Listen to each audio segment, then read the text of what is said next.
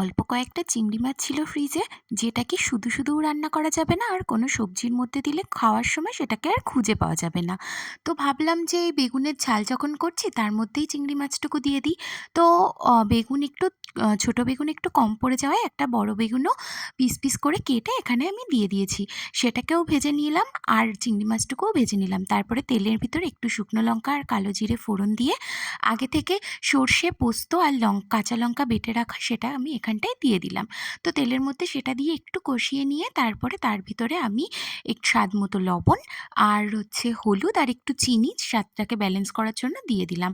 আর দিয়ে তারপরে সেটাকে একটু কষিয়ে নিয়ে, বেশি কষানোর দরকার নেই যেহেতু সর্ষে পোস্ত, তো সেটাকে সামান্য একটু কষিয়ে নিয়ে তার ভিতরে আমি জল দিয়ে দিলাম আর ফুটে উঠলে তার ভিতরে আমি বেগুন আর চিংড়ি মাছ ভাজাটাও দিয়ে দিলাম।